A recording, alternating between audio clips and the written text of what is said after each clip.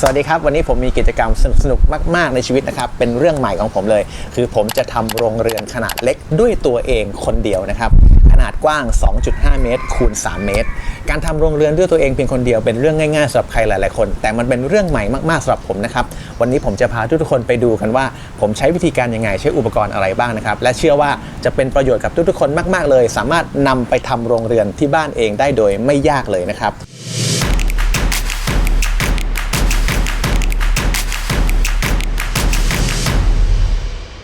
แต่ก่อนจะไปชมคลิปกันนะครับอย่าลืมกด Subscribe แล้วก็กดกระดิ่งริงๆด้วยนะครับจะได้ไม่พลาดทุกๆคลิปใหม่ๆที่ผมจะพยายามอัพขึ้นให้ทุกคนได้ดูกันนะครับแล้วก็ถ้าชื่นชอบคลิปวิดีโอตัวนี้นะครับฝากกดไลค์แล้วก็กดแชร์คลิปให้กับเพื่อนๆได้ดูด้วยแล้วกันนะครับจะได้เป็นประโยชน์กับทุกๆคนที่อยากจะลองทำโรงเรือนขนาดเล็กด้วยตัวเองที่บ้านครับผมตอนนี้ไปดูกันเลยครับผม go เอาละเดี๋ยวขออธิบายพื้นที่ก่อนนะครับพื้นที่ที่ผมจะทำโรงเรือนรอบนี้เนาะนะครับเป็นพื้นที่ขนาดนี่เห็นเลยประมาณกว้าง3 เมตรลึกประมาณ3 เมตรครึ่งเท่านั้นเองนะครับก็คือผมก็จะวางเสาทั้งหมด6ต้นนะครับในพื้นที่แปลงเนี้ยที่เห็นเป็นดินโล่งๆนี้นะครับซึ่งตรงเนี้ยจะไม่ค่อยโดนแดดเพราะว่ามันจะโดนเงาของต้นหูกระจงที่ผมปลูกไว้เยอะแยะมากมายนะครับบังไว้พอสมควรเลยนะครับซึ่งตรงเนี้ยผมจะใช้มันเป็นโรงเรือนในการอนุบาลไม้นะครับก็จะเห็นว่าผมได้เริ่มทำไปบางส่วนแล้วนะครับก็คือผมทำการตีผังนะครับจับมุมฉากนะครับหาตำแหน่งเสา4 ต้นไว้เรียบร้อยแล้วนะครับแต่จริงๆแล้วโรงเรือนตรงนี้ด้วยความที่มันมีขนาดความยาวความลึกเนี่ยคือ3 เมตรฉะนั้นผมจะวางเสาทั้งหมดคือ6 ต้นนะครับก็คือจากต้นหน้าไปต้นหลังเนี่ยจะห่างกัน1 เมตรครึ่งนะครับลึกเข้าไปด้านในนู้นนะครับเนื่องจากว่านะครับผมได้ดูแล้วว่าแรงลมบริเวณนี้เนี่ยจะไม่ได้โหดร้ายมากนะครับฉะนั้นผมก็จะใช้ต่อหม้อเล็กๆเท่านั้นเองนะครับขุดหลุมลงไปลึกประมาณ20 เซนติเมตรจริงๆแล้วอยากจะกระซิบบอกว่าด้วยความที่อายุก็ไม่ได้น้อยแล้วนะครับมีพลังขุดได้แค่นี้นี่เองนะครับแล้วก็ผมจะใช้จริงๆไม่รู้ใช้ทำไมด้วยนะผมเอาตัวของกระถางต้นไม้นะครับขนาด6 นิ้วเนี่ยมาคว่ำไว้แบบนี้นะครับแล้วเดี๋ยวผมจะเทปูนลงไปแล้วก็จะนำเอาเพลทหัวเสามาวางไว้นะครับซึ่งเพลทหัวเสาก็จะทำให้เราสามารถที่จะเริ่มต้นขึ้นเสาได้ง่ายกว่าสำหรับผมนะครับสำหรับผมนะสำหรับคนอื่นอาจจะมีเทคนิคอื่นนะครับเดี๋ยวผมจะเอาเพลทหัวเสานี่เป็นเพลท3 นิ้ววางไว้ลักษณะนี้นะครับแล้วเดี๋ยวผมต้องปาดตูดมันหน่อยนึงจริงๆแล้วน่าจะเพลทอาจจะดูใหญ่เกินไปกว่าตัวตูดตัวของกระถางนี้เนาะแต่ก็ไม่เป็นไรนะช่างมันที่ใช้กระถางเพราะว่าผมอยากจะให้ตัวของแผ่นเพลทเนี่ยสามารถวางลงบนนี้ได้เลยนะครับไม่รู้ทำไมเหมือนกันแต่พอดีผมไปดูคลิปของพี่T3B เนาะเขาแนะนำมาผมก็เลยมาอัดแอปใช้กับผมอีกทีหนึ่งนะครับแล้วก็รูทั้ง4 รูนี้ผมจะใช้สตัดเกลียวนี้นะครับมาตัดเอานะฮะเพราะว่าไปดูราคาเจโบแล้วมันราคาค่อนข้างแพงแล้วก็เจโบสำเร็จรูปที่มีขายเนี่ยมันความยาวประมาณฟุตหนึ่งซึ่งก็อย่างที่บอกเราไม่มีพลังในการขุดลึกขนาดนั้นนะครับเราก็เลยต้องโมดิฟายเอาเองด้วยอุปกรณ์ที่เราพอจะทำได้นะ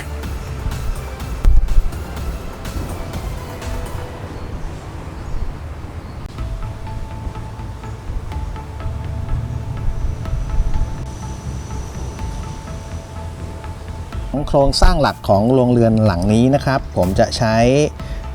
แป๊บน้ำกันวาไนท์นะครับเหล็กท่อกลมชุบกันวาไนท์นะครับซึ่งผมก็ใช้บริการจากร้านกรุงเทพการช่างเช่นเคยนะครับก็ทั้งซื้อตัดความยาวแล้วก็ให้ทำการดัดโค้งมาเลยลักษณะนี้นะครับซึ่งก็จะทำให้ผมได้โรงเรือนหลังคาโค้งแบบไม่ยากเย็นนักนะครับก็จะทำให้หมดห่วงไปเรื่องของน้ำขังนะครับตกท้องช้างแล้วก็ทำให้เกิดความเสียหายของหลังคาโรงเรือนได้นะครับเสาคือคานจันทันทั้งหมดนะครับก็ใช้แป๊บกลมซะเป็นส่วนใหญ่นะครับแต่ว่าจะมีบริเวณน่าจะเป็นขื่อเนาะที่ผมใช้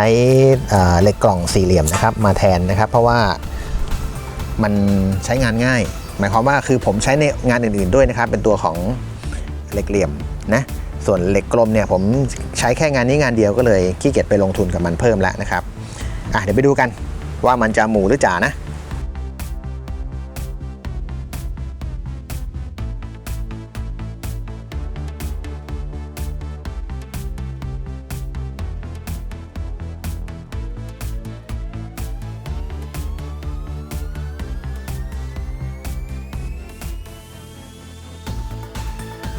ครับตอนนี้ก็เรียบร้อยครับเอาตัวของหินเจียเนาะไบไฟเบอร์นะครับตัดก้นกระถางแบบนี้นะครับเพื่อให้ไอ้เจ้าแผ่นเหล็กเพลทเนี่ยมันวางลงไปได้นะครับแล้วก็ยังสามารถร้อยสตัดเกลียวเข้าไปในรูนี้นะครับแล้วทะลุไปด้านในได้เดี๋ยวนะก็ประมาณนี้นะครับประมาณนี้นะครับก็คือแผ่นเหล็กเพลทจะถูกวางอยู่บนก้นกระถางแบบนี้นะครับไม่ยุบตามลงไปอันนี้ต้องขอบคุณchannel T3B นะครับที่เอาไอเดียนี้มาแชร์กันนะครับก็เดี๋ยวผมทำตามเลยแล้วกันนะพี่นะถ้าผิดพลาดไงก็เครดิตยกให้พี่ความผิดพลาดยกให้ผมแล้วกันนะพี่นะ โอเคนะครับเดี๋ยวตอนนี้เดี๋ยวเราไปตัดสตัดจะไปตัดไอตัวของสตัดเกลียวก่อนนะครับเมื่อกี้ผมลองวัดแล้วเนี่ยความสูงของกระถางนี่คือ12เซนรวมอีเจ้าแผ่นเพลทนี้ไปประมาณ5มิลก็อยู่ที่ราวๆไม่เกิน13นะครับเผื่อหัวน็อตฉะนั้นเดี๋ยวผมจะตัดมาประมาณสัก17เซนติเมตรแล้วกันนะครับเพราะว่าผมต้องการให้แท่งของสตัดเนี่ยฝังอยู่ในก้อนปูนซึ่งถูกหล่อเป็นทรงของกระถางต้นไม้นี้อยู่แล้วนะครับน่าจะดีนะน่าจะดี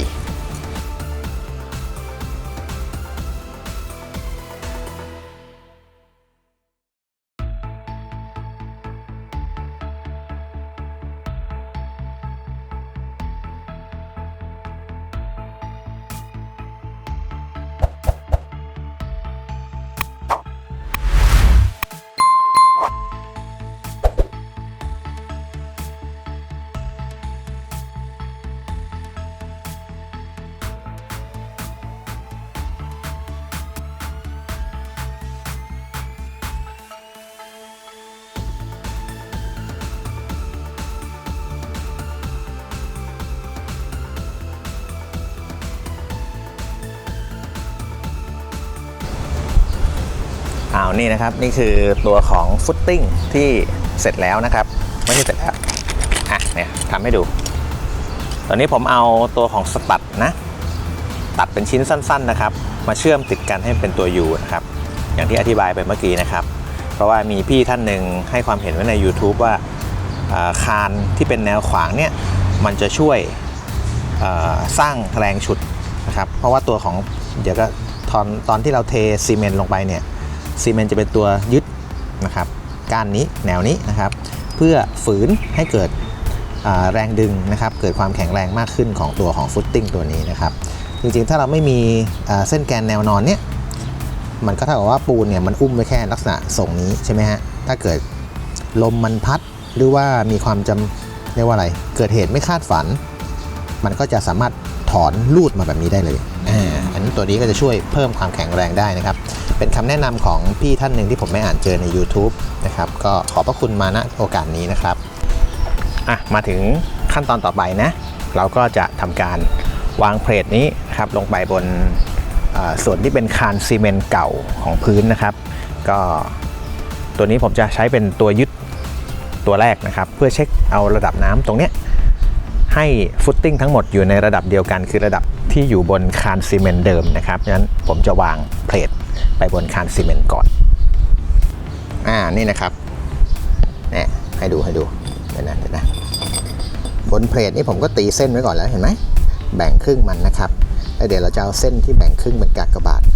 แนวตรงนะไม่ใช่แนวเฉียงนะครับวางให้มันตรงแนวกับตัวของเส้นเอ็นที่เราตีไว้นะครับทั้ง2แนวนะครับกากบาทแบบนี้นะแล้วเราก็ใช้ผมใช้ตะปูนะครับตอกนำในจุดที่เราจะเจาะสว่านทั้ง4รูให้เรียบร้อยนะครับขั้นตอนการตอกนี่ก็สำคัญนะฮะแล้วก็ค่อนข้างยากเลยทีเดียวโอเคมาลุยกันเจาะเลยเพื่อจะฝังปุ๊บตะกั่วนะครับ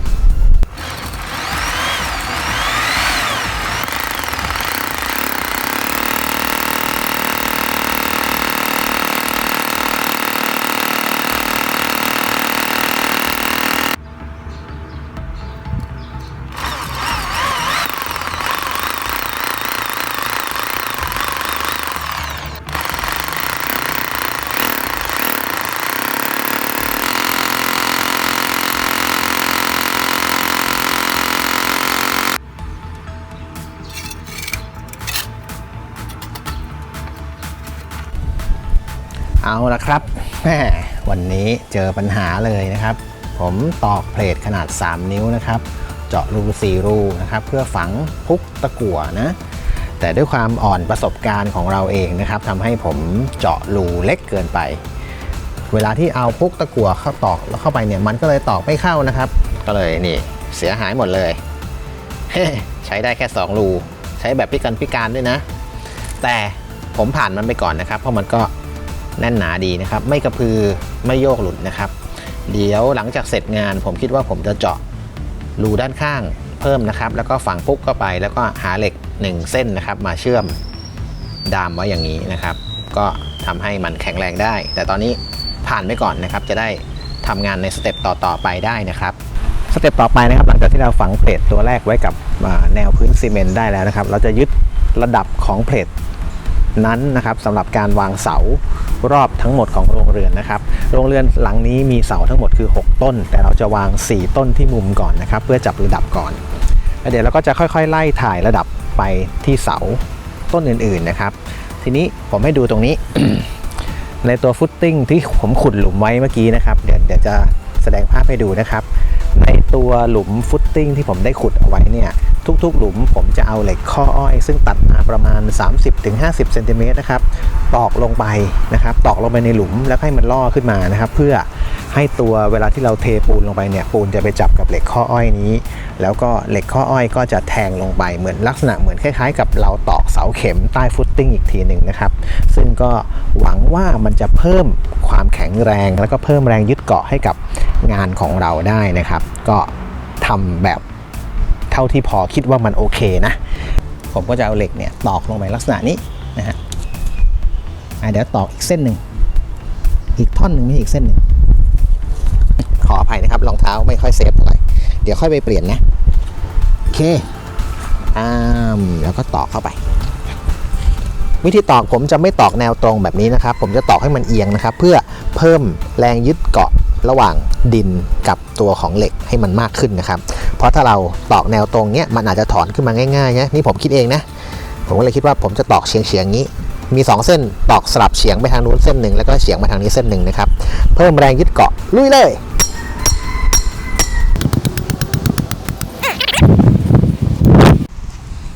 เดี๋ยวมาดูนะครับว่าไอ้เจ้าเหล็กข้ออ้อยนี่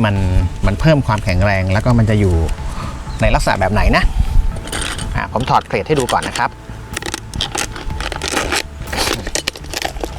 นี่อย่างนี้เลยนี่ข้ออ้อยอยู่ตรงนี้ใช่ไหมนะครับแล้วเดี๋ยวผมก็จะเอาตัวของกระถางต้นไม้ครอบไว้แบบนี้นะครับแล้วก็จะเทปูนซีเมนต์นะครับกรอกลงไปทั้งนอกทั้งในเลยนะครับทำให้เมื่อพอมันแห้งแล้วเนี่ยลักษณะโครงสร้างก็จะเป็นไอ้ลูกปูนทรงกระถางต้นไม้นี้นะครับแล้วมีขาเหล็ก2 ขาทะแยงแทงไปทางนู้นอันนึงแทงมาทางนี้อันนึงช่วยเพิ่มแรงยึดเกาะไม่ให้ลูกปูนเนี่ยถอนขึ้นมาจากดินได้โดยง่ายมากนักนะครับแล้วเราก็เอาเพลทที่เราทำไว้แทงลงมาอีกทีนึงนะครับเราก็จะได้สำเร็จรูปก็จะเป็นทรงนี้นี่ทรงนี้นะครับนี่ประมาณนี้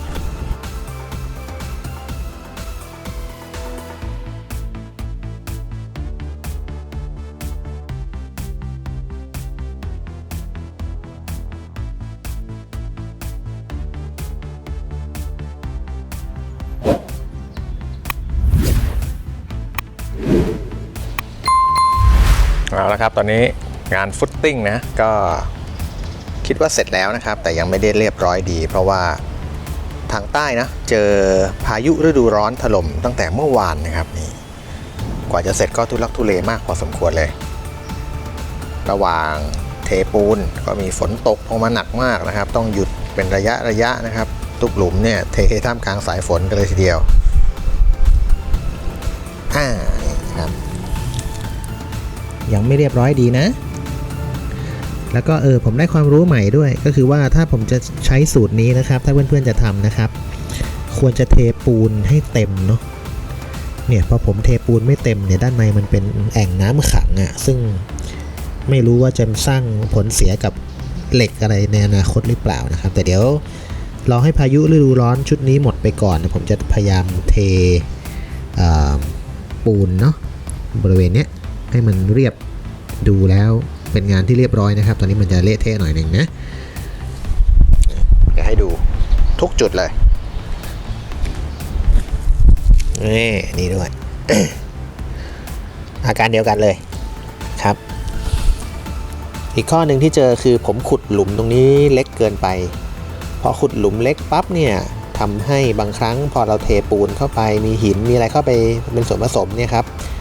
มันจะถีบเอาไอ้ตัวกระถางต้นไม้เนี่ยให้มันไม่อยู่ในพื้นที่ที่เราต้องการก็เลยกลายเป็นว่าเนี่ยเกือบหลุดไปเห็นไหมแนววางเสาเนี่ยไม่ได้วางตรงกลางซะละแต่ก็คิดว่าหวังว่านะครับจะไม่มีปัญหาอะไรเดี๋ยวไปดูอีกหลุมหนึ่งที่เหลือ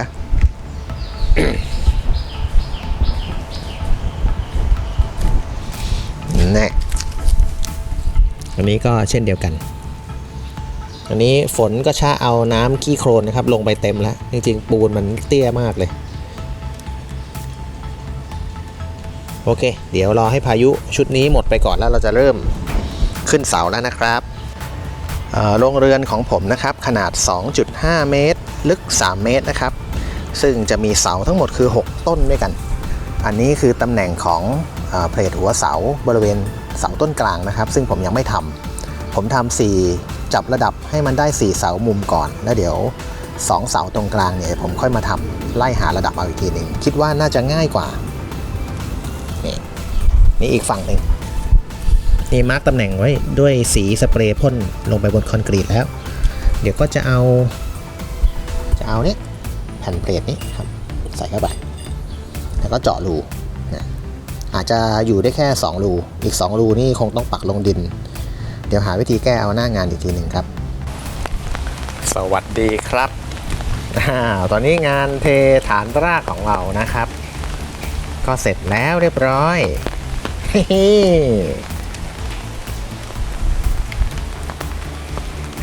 เจอกับปัญหาใหม่นะครับตรงนี้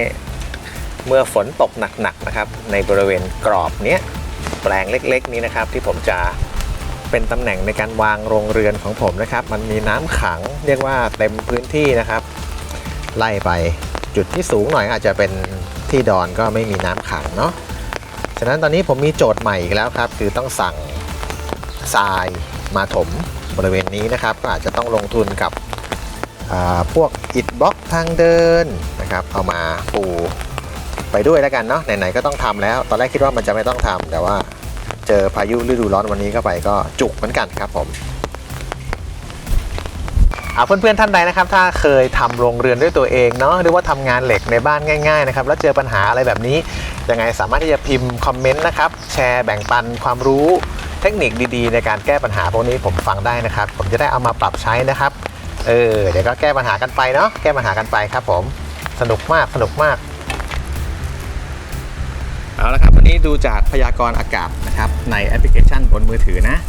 แจ้งว่าวันนี้จะมีปริมาณฝนแค่ 30% นะครับ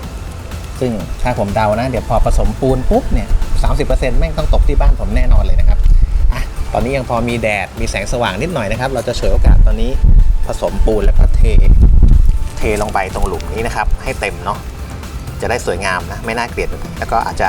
เก็บดีเทลรอบๆนอกหน่อยนึงให้มันดูเหมือนฟุตติ้งต่อหม้อแบบงานมาตรฐานเราทำเองนะเราทำเองนะครับ3 หลุมเหมือนกันเลย3 หลุมเหมือนกันเลยนะครับโอเคไปลุยกัน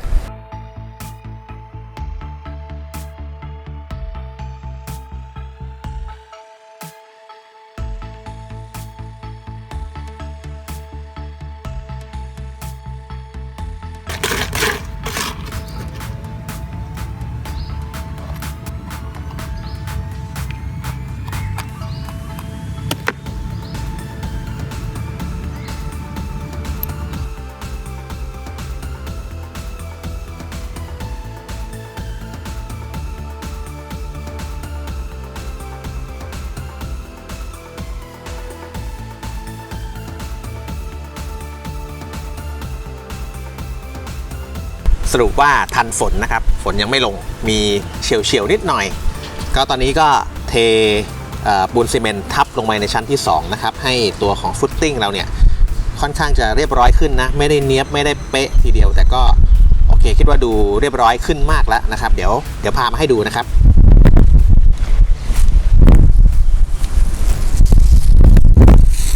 นี่ก็จะเป็นแบบนี้นะครับก็เก็บให้เรียบร้อยสวยงามดูเป็นระเบียบหน่อยนะหลุมอื่นๆเป็นไงบ้างไหนดูสิอันนี้หลุมนี้นะครับนี่รู้สึกว่าตัวของ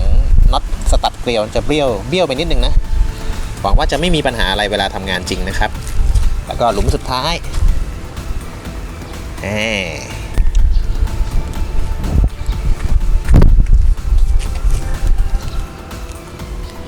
เอาละครับตอนนี้ขั้นตอนของฟุตติ้งนะครับหรือของงานฐานรากก็คิดว่าเรียบร้อยประมาณ 8-90% แล้วนะครับตอนนี้ที่เหลือคือรอให้ปูนตรงนี้แห้งสัก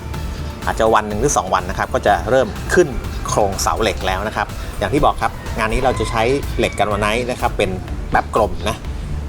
เป็นโครงสร้างโดยรวมนะครับแล้วก็จะเป็นหลังคาทรงโค้งนะครับเดี๋ยวมาดูกันว่ามันจะออกมาในหน้าตาแบบไหนนะครับถ้าชื่นชอบคลิปในสไตล์แบบนี้อย่าลืมนะครับฝากกดติดตามทุกช่องทางออนไลน์นะครับไม่ว่าจะเป็น YouTube หรือว่า Facebook นะครับแล้วก็ฝากกดไลค์กดแชร์คลิปตัวนี้ให้กับเพื่อนๆได้ดูด้วยแล้วกันนะครับโอเคเดี๋ยวมาดูกันในตอนต่อไปครับผม